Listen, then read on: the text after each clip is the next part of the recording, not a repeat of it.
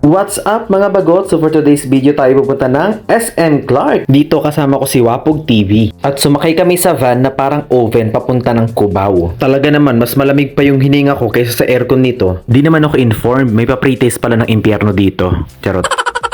Shoutout din dito kay Kuya na kalahating pisngi lang ng puwit niya nakaupo. Shoutout din dito sa Snail na nag-1, 2, 3 ng pamasahe mula Santa Rosa hanggang Cubao. Pagdating ng Cubao, sakay naman kami ng bus ni Wapog papuntang Pampanga. Dahil hindi nag-agahan ng beshi ninyo, kakain tayo sa Uncle John's ng fried chicken. In fairness malaki yung manok nila dito. Masarap naman siya at juicy yung chicken. Yun nga lang sobrang lata nung kanin. Perfecto dun sa tito mo na sinasabing hindi siya bakla, pero napanood niyang pelikula ni Coco Martin na may title na Masahista. Bumili din ako ng Shanghai flavor dito sa Siomai King. Okay naman siya, pero nothing special. Kundi pa dahil sa toyo, di pa ito magkakalasa. Perfecto doon sa tiyahin mo na sa bahay ang daming Santo Niño, pero kabit ng bigating politiko.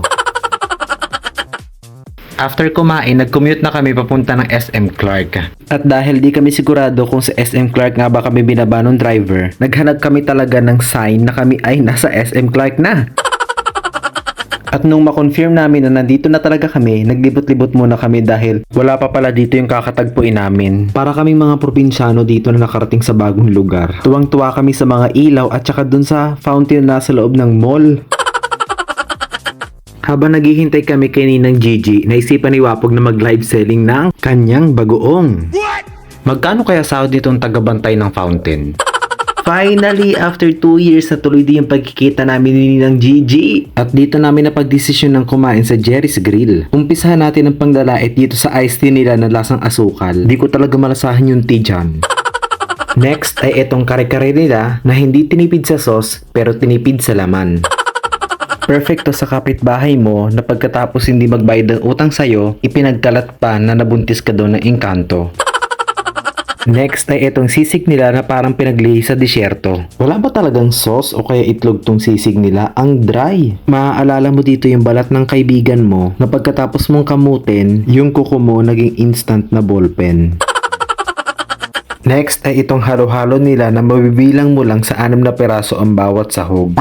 Masarap naman siya, nakakabitin lang talaga yung dami ng ingredients. Perfecto dun sa kapitan ninyo na ang daming natanggap na ayuda galing sa gobyerno pero ang ipinamigay lang ay bigas na tagi 1 kilo.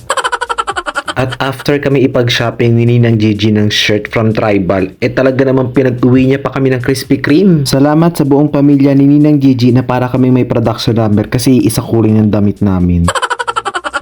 Salamat Ninang Gigi sa lahat ng pasalubong mo sa amin. Grabe ang gaganda at mukhang mamahalin.